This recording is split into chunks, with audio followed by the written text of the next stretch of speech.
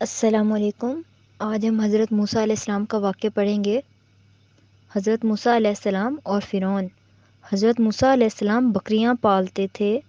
ایک بار وہ بیوی بچوں اور اپنے ریوڑ کو لے کر نکلے۔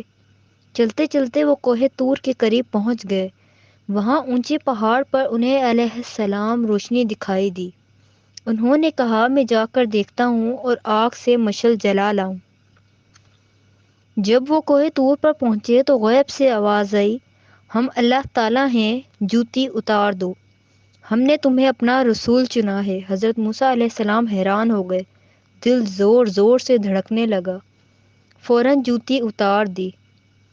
اللہ نے حکم دیا، مصر جاؤ اور فرعون کو نرمی سے سمجھاؤ کہ ہمارا حکم مانے اور سرکشی نہ کرے۔ اپنے بھائی ہارون علیہ السلام کو بھی ساتھ لے لو۔ اللہ نے حضرت موسیٰ علیہ السلام کو اپنی نشانی کے طور پر کئی معجزے بھی عطا فرمائے۔ حضرت موسیٰ علیہ السلام اور حضرت ہارون علیہ السلام فرعون کے دربار میں پہنچے اور اس کو سمجھایا کہ اللہ تعالیٰ کے سوا کوئی معبود نہیں اور ہم اسی اللہ کے رسول ہیں جو سب کا رب ہے۔ یاد رکھو قیامت آئے گی اور ہر کام کا بدلہ دیا جائے گا، اس لیے اللہ تعالیٰ پر ایمان لے آؤ اور ظلم نہ کرو ورنہ ہلاک ہو جاؤ گے۔ فرعون غصے میں بولا، میں ہی بڑا بادشاہ ہوں، میں ہی سب کو پالتا ہوں۔ اس نے دربار کے لوگوں سے کہا، تمہارا اعلیٰ رب میں ہی ہوں۔ حضرت موسیٰ علیہ السلام نے فرعون کو کہا، میں تم کو اللہ کی نشانیاں دکھاتا ہوں۔ انہوں نے اپنی لاٹھی نیچے پھینکی تو وہ خوفناک اژدہے میں بدل گئی۔ پھر انہوں نے اپنا ہاتھ گریبان میں ڈال کے نکالا تو وہ چمکتا ہوا نظر آیا۔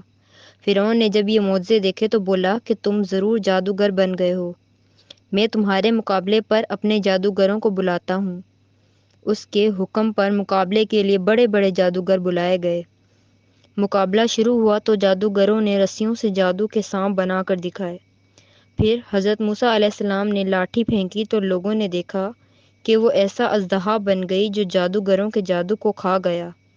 جادوگر سمجھ گئے کہ یہ جادوگر نہیں ہے بلکہ واقعی اللہ تعالیٰ کا معجزہ ہے۔ وہ پکار اٹھے کہ ہم اللہ تعالیٰ پر ایمان لاتے ہیں۔ اس پر فرعون نے غصے میں آ کر ان جادوگروں کو جان سے مار دینے کا حکم دیا۔ فرعون نے قوم بنی اسرائیل پر مظالم کی انتہا کر دی تو اللہ تعالیٰ نے حضرت موسیٰ علیہ السلام کو حکم دیا کہ اپنی قوم کو لے کر مصر سے ہجرت کر جائیں۔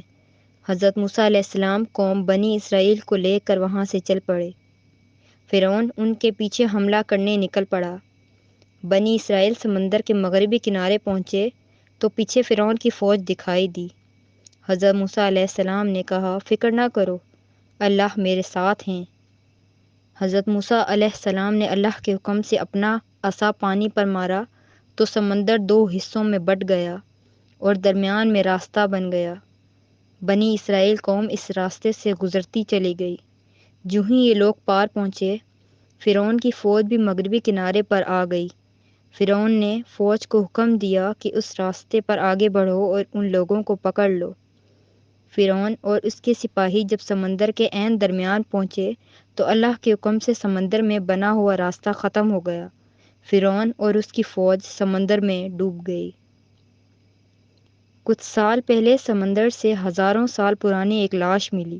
کچھ لوگ کہتے ہیں کہ یہ اسی فرعون کی لاش ہے، کیونکہ اللہ تعالیٰ نے فرمایا ہے کہ ہم نے فرعون کو لوگوں کے لیے عبرت کی نشانی بنایا۔